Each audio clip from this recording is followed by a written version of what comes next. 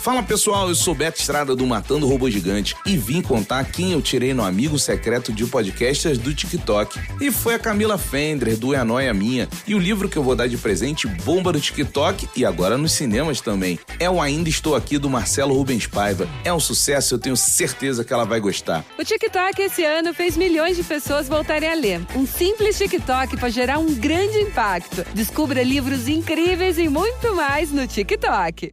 Sair da escola já com uma formação profissional no currículo? Parece bom demais pra ser verdade, né? Pois é. No ensino técnico do Senac, isso é possível. É ensino médio junto com formação técnica, que acontece durante os 3 anos. Lá, eles usam metodologia para projetos, desenvolvendo competências como resolução de problemas, pensamento crítico e colaboração, além de valores éticos e sustentáveis. Quer saber? Senac. Acesse sp.senac.br/ensino médio e saiba mais.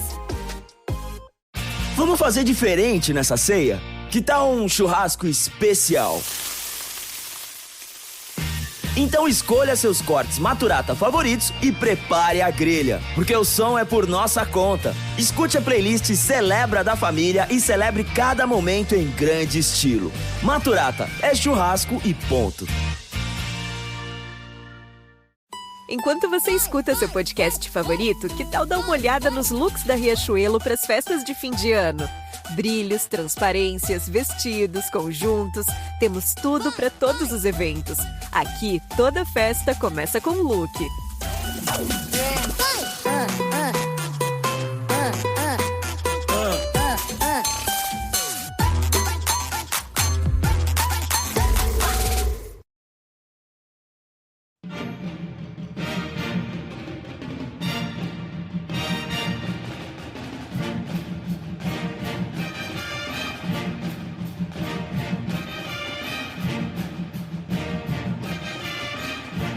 Hey there, Duke fans, and welcome to a latest episode of DBR Bites. I think this is number 75. We haven't counted well over here, but I think it's number 75 of DBR Bites. I am Donald Wine. I'm your host for this episode. We are going to be previewing the Georgia Tech game tomorrow. It's not tomorrow. I think I'm sorry. It's Thursday. I've been traveling all day. I'm in Texas. It's been a day to get here, but I am here. We're going to talk about the Georgia Tech game that's going to take place at some point this weekend. We will all be able to watch it.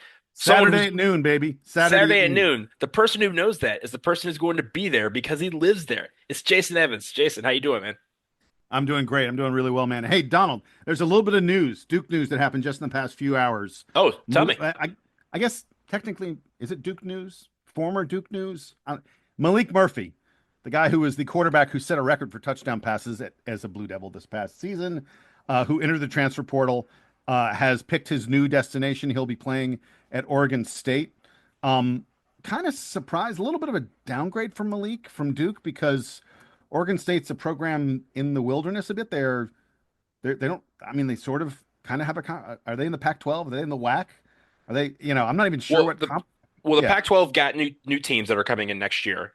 So they have held the flag of the Pac-12, and they will have more teams to help them carry it next year. But yeah, it's an interesting move. But of course, they had DJ Ujalele go to Florida State, so they needed somebody to come in. Hopefully, it's a great landing spot for them. Right, and it's a program that does spend some money and cares a lot about the success of their football program. So yeah, and I'm pleased that he's landed in a place where I'm sure he's going to be very happy playing there.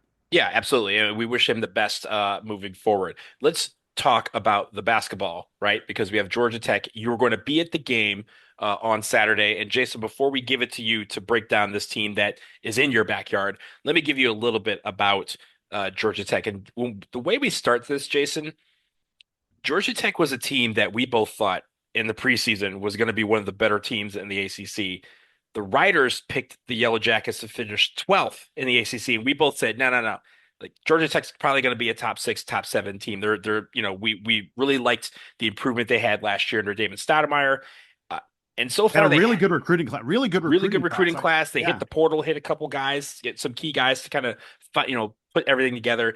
But they haven't really put it together. They're 5-6 so far this year. They're 0-1 in the ACC.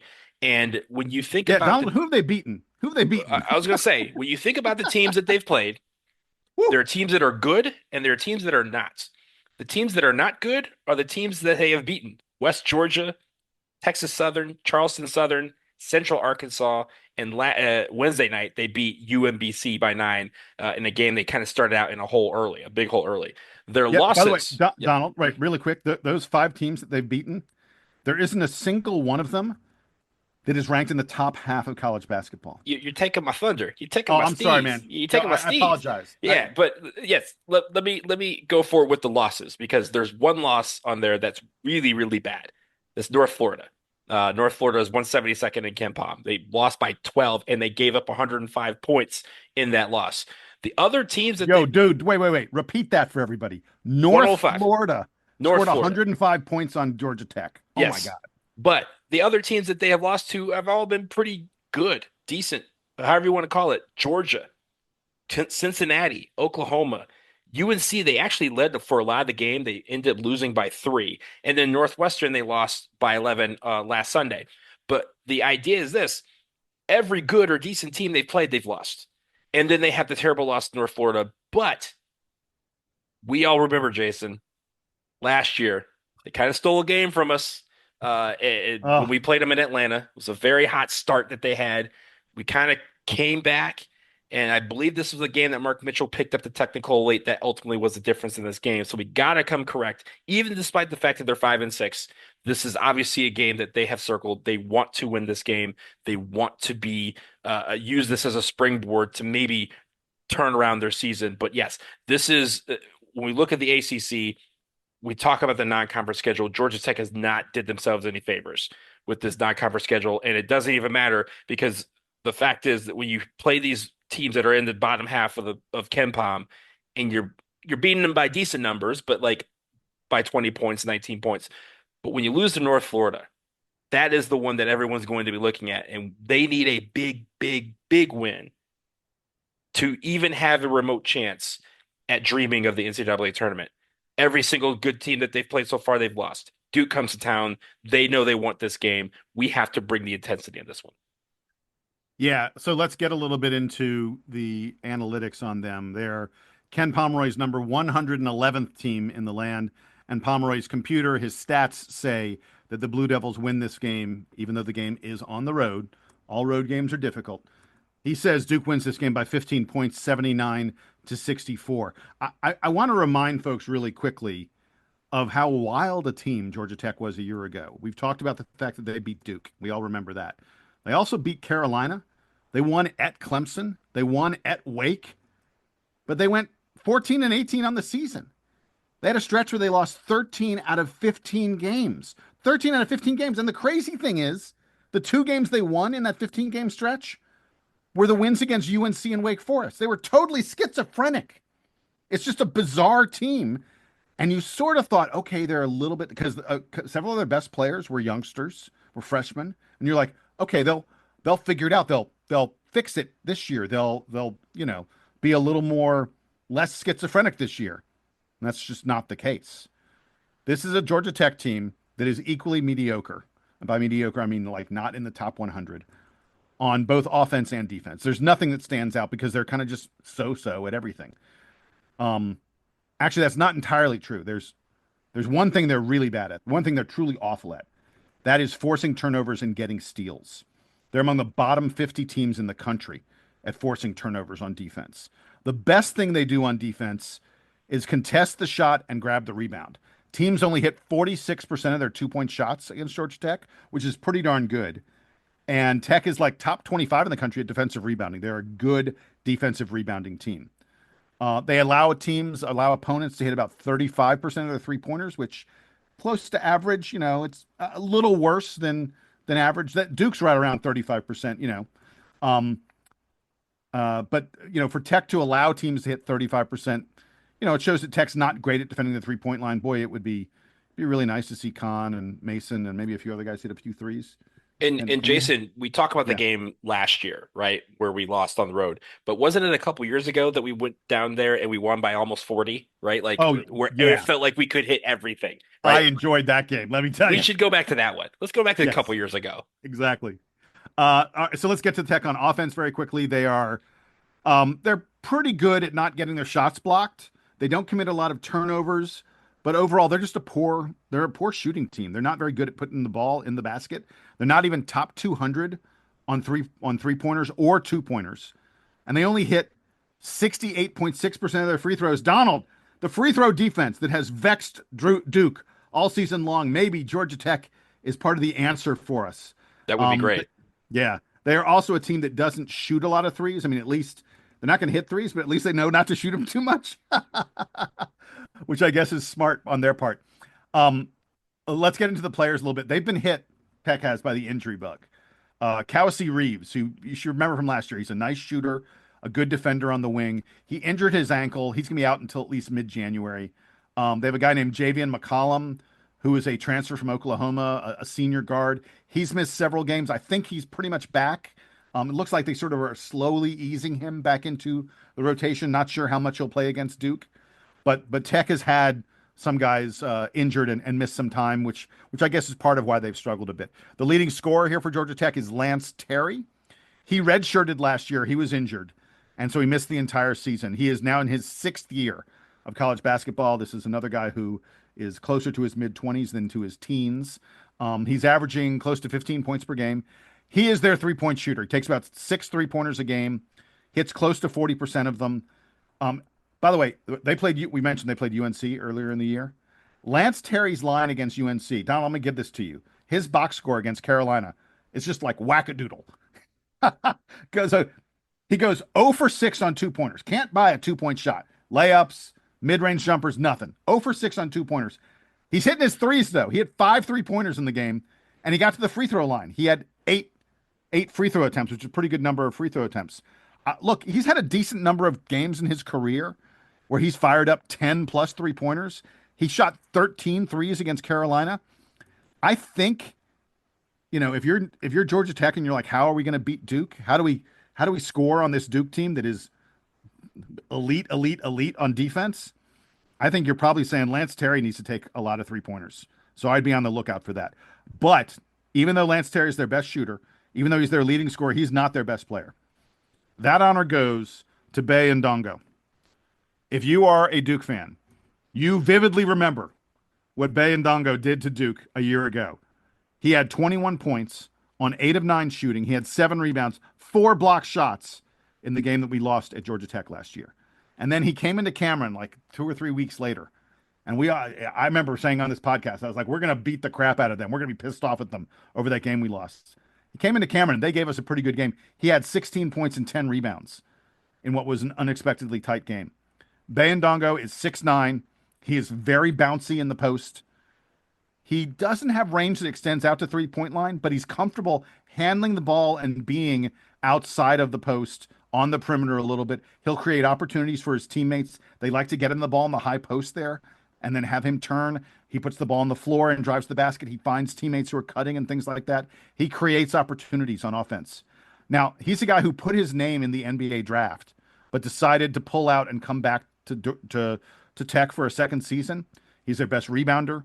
He's good at drawing fouls. And he's going to have a really interesting matchup. This is going to be the guy that matches up with Cooper Flagg. I'm just telling you right now. There's almost no question about it. And I bet when you talk about the matchups, you're going to get into this. But he's going to have pounds on Cooper Flagg because Beye Ndongo is like 240 pounds. Cooper's like 205, dripping wet. And as I mentioned, he put his name in the draft. He is a guy who clearly thinks about the NBA and is eyeing the NBA. He's got the skills. He's got the size and athleticism that could intrigue NBA teams. I bet he is looking at this matchup with Cooper Flagg and Duke and all the NBA prospects on the Duke roster as a time to show, hey, NBA scouts, pay attention to me. I belong too. A couple other guys I want to highlight on their team really quickly, and then Don, I'll give it back to you. They have a sophomore point guard, Nathan George. He's a very creative passer. He had 9 assists against us in the first game last year. He's averaging 11 points and 6 assists a game this year, one of the leading assist guys in the ACC. They have 2 other players whose names are going to ring a bell for you.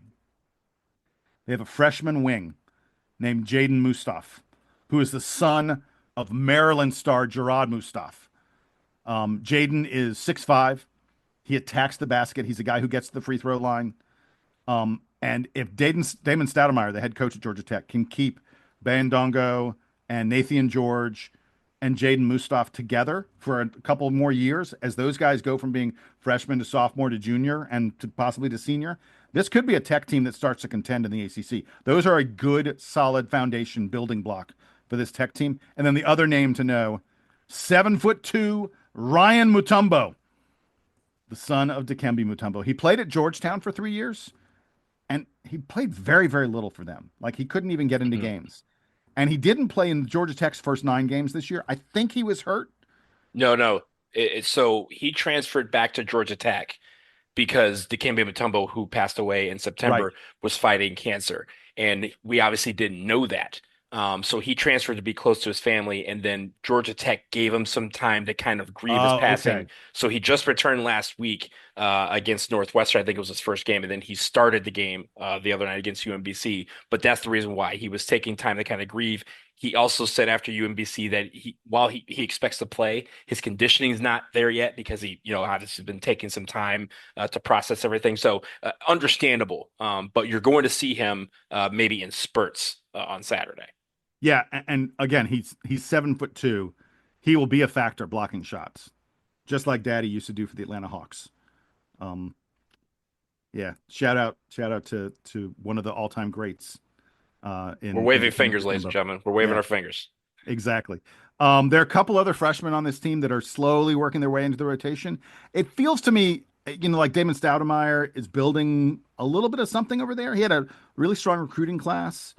So, they're an interesting kind of club. I don't know that they're going to be able to find the offense to stay with Duke, but I'll be at the game. That's for sure. You mentioned a couple of the matchups. Before we get to the 2 matchups that I'm looking at, let me talk about some other things that we need to look out for. The first thing you mentioned, they don't force a lot of turnovers, so let's not give them any unnecessary mojo. Yeah. Let's take care of the basketball. We've been doing that fairly well the last few games with a couple of notable exceptions. But I think if we take care of the basketball, I think a lot of it last year was we were missing shots and we were turning the ball over, and they were using that to kind of turn into momentum points. Maybe not points on the scoreboard, but momentum points for sure. Donald, last year we only had 6 turnovers against them in the game that we lost. Mm-hmm. So, admittedly though, that was a weird game because of what happened to Tyrese Proctor, like in the first minute of the game. Right? And that changes the trajectory. It threw everybody off. Yeah.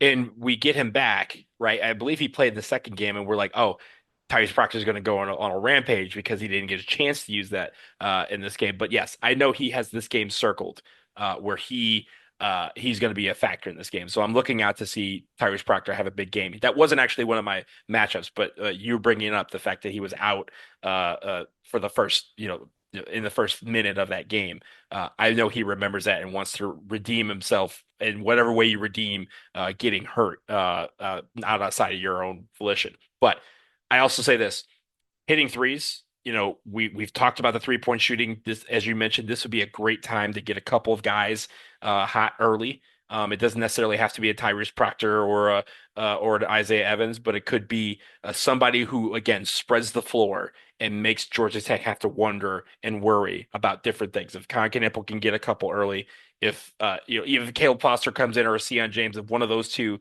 can hit an early 3, that helps spread the floor out, and I think that allows the time for everyone to kind of do their thing. Now, the 2 matchups that I was looking at were our inside guys, Cooper Flagg and Kamen Malawach, and who they would match up against. Because for the first time, I do think that Ryan Mutombo was going to start on Saturday. I think that they're trying to get him into the starting lineup to get him some time, whether it's in spurts or whether it's for an extended stretch. But this is the first time that Kamen Malawach is going to look at his opponent and he cannot look down, right? He is 7'2". Mutombo is 7'2". They are both big dudes. That is going to be a fascinating matchup for as long as they have. And both of them kind of do stretches, right? It's not like Kamen Malawach is in for long stretches, but I think it's going to be interesting to see how those matchups pair up with each other when they're both in the game. And then you also mentioned Cooper Flagg and Bayandongo. I think that's going to be interesting because the one thing that has slowed down Cooper Flagg temporarily in some of these games has been the physicality. And a guy who has 25, 30 pounds on him, can use that force, can use that weight a little bit to kind of push them around and kind of establish kind of the fact that, hey, this pain is mine and you're not coming in here so easily. How does Cooper react to that? We've seen him react very well and respond, maybe in a slower fashion than we want, but we've seen him react and eventually kind of use that to his advantage. But early on, make no mistake, Georgia Tech wants to get out on one of these early breaks like they did last year, like it seems like every team, save for George Mason, has done against us this year. They want to kind of get out and let that momentum carry them and turn the 2/3 of the back that are not Duke Blue on their side and get them involved in the game. That is how they do it with momentum points. That is through 3-pointers. That is through missed possessions. That's through turnovers. That's through us making bad decisions with the basketball. If we're able to maintain clean basketball, this game looks hopefully more like we did a couple years ago, where we walk out there, what was it, 83-41. Hopefully we're going down that road. And Jason, you can sit there in your nice little seat, drink your Coca-Cola and yo, this game was great because I got to watch a team really execute on both ends of the floor. Look, I know that because I've been to many a Duke game at Georgia Tech, there will be probably about a third of the crowd, 25% to 33% of the crowd will be Duke fans showing up for this game. I was thinking about doing a little meetup kind of thing. I'm not sure I'm going to have time for it. Let me say this. If you are someone who's going to be at the Georgia Tech game and you feel like you're going to have time before the game, send us an email at dbrpodcast@gmail.com. If there are enough folks who say they want to hook up and connect, maybe we'll meet at the varsity or something like that. I'll figure out some place that we can meet. But I'm not going to try and organize something in advance unless I hear from you. dbrpodcast@gmail.com. If I get a few of you who say you want to connect, we'll try and make it happen. But I got a little bit of a busy Saturday going on, so I don't have quite as much time as usual before this noon contest. But I will tell everybody, I'll be in, unless Duke closes the locker room, which they did last year when Duke lost. I will be in the locker room after the game. I'll be talking to John Shire, talking to the players, and we'll bring you some of that sound when we do our recap, probably on Sunday morning. Yeah. So again, Jason will be there. He's going to turn our record around. I can feel it. Jason. You're going to turn the record of the podcast around. You and I are not doing great lately. Yeah, we're 0-2, but we're going to be fine. You're going to this game. I'm going to the Virginia Tech game. It'll be fine. Everything's going to turn up roses. With that, we'll leave that on the Georgia Tech side of things. We're going to take a quick break because on the other side, we're going to talk about how a lawsuit and the potential ruling could affect JUCO transfers and NCAA eligibility. We'll talk about it after this.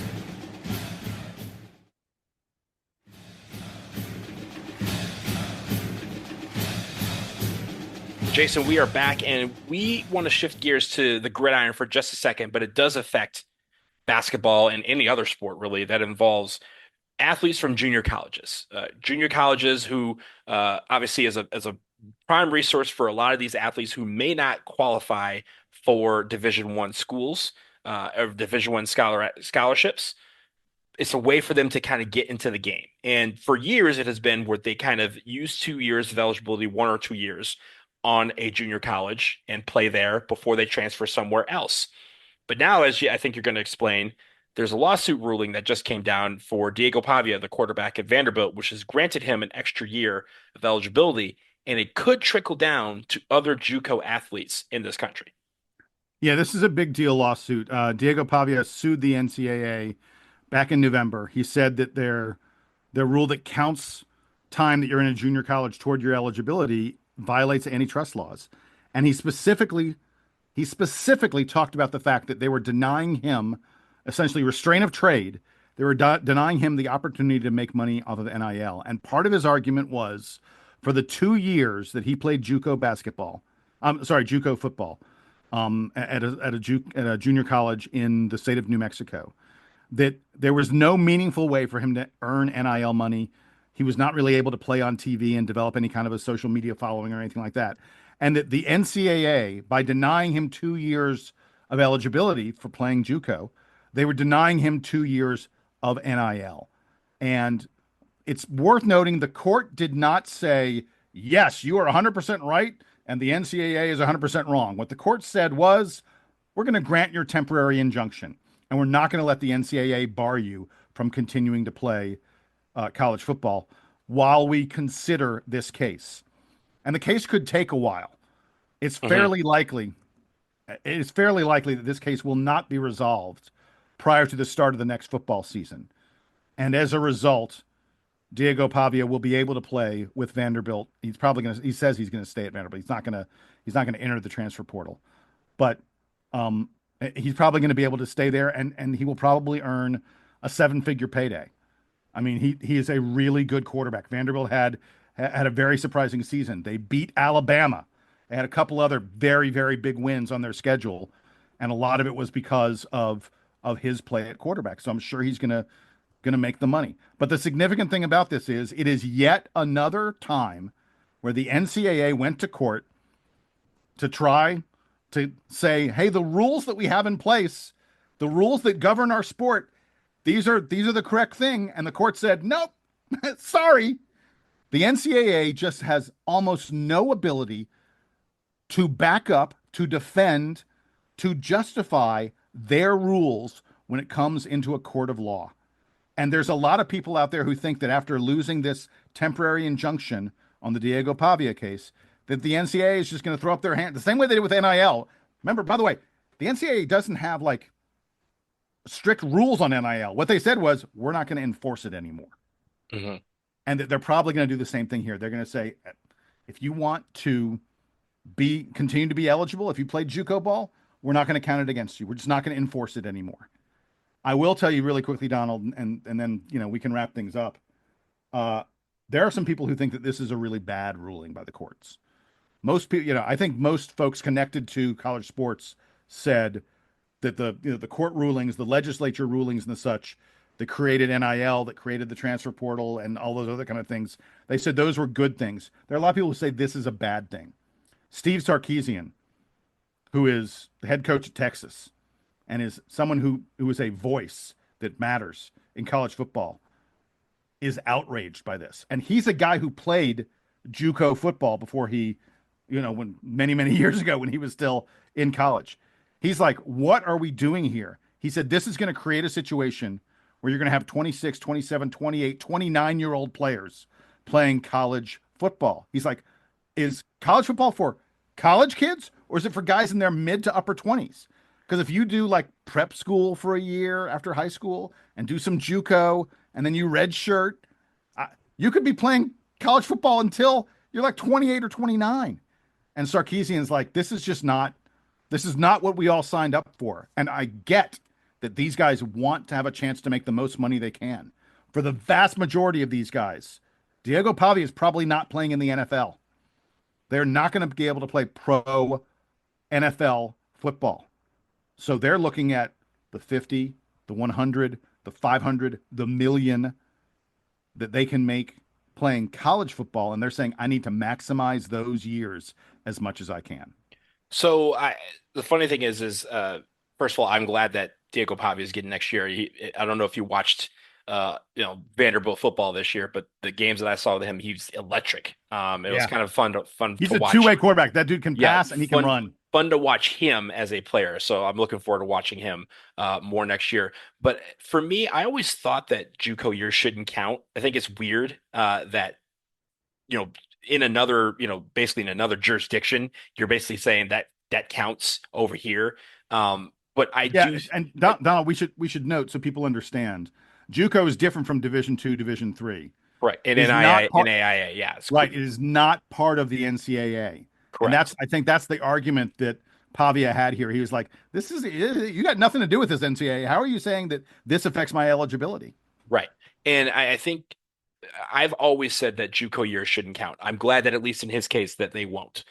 I think that there will eventually be some limits, right? Like just like in high school, they say, yeah, you can have high school, but in some states they say you got to stop when you reach the age of 20, right? They're like, you can't play high school ball anymore.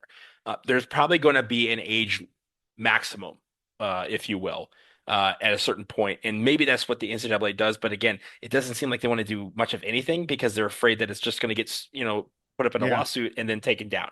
But I think the idea behind this, though, is that this is a way for more kids to be able to find a different pathway to playing college football or college basketball, or whatever college sport you want. Because for a lot of times people said, hey, going to JUCO is kind of the kiss of death. You're not, out of those JUCO kids, very few of them make it to college, make it to an NCAA school. And I think this will create more pathways where they say, hey, this could be an option for me for whatever reason, whether they're not getting the scholarships, whether or not they don't have the grades, but they will have another avenue and still be able to get all 4 years of eligibility. So I'm interested to see how this plays out. As you mentioned, I don't think it's going to be a quick process because the NCAA moves anything but quick when it comes to things like that. So, Yeah. But at least in the meantime, we get more Pavia football at Vandy, maybe more, maybe the Cumberland River should be the only ones that's really concerned about Diego Pavia coming back for another season. Let's end it here on this episode of DBR Bites. You've just finished this DBR Bites. I need everyone to do me a favor. I need you to breathe. I need you to maybe, get something to eat. And then in a few more hours, we have another one coming for you. We're going to be recording a pod about UNC football, about the state of college NIL and the state of college valuations. It's a fascinating. Whoa, Donald, tell them what it's really about. We're about to bring you a podcast. It'll be hitting your feed in just a couple hours about the future of UNC basketball, during which one of the people on this podcast is going to postulate that Carolina may not have a successful season. It may only have like one successful season in the next 5 years. We're doing a short-term future of Carolina basketball episode that is going to be an eye-opener. I'm just going to say that. And who knows? We might have other voices in the room. So you got to tune in. Might have a special guest who might come in to talk about it, might know some of these things. So tune in for that. Tune in for this one. We're about to get out of here. I am Donald Wine. That is Jason Evans. This you are hearing is the Duke Band. They're going to play us out and take us down to the ATL.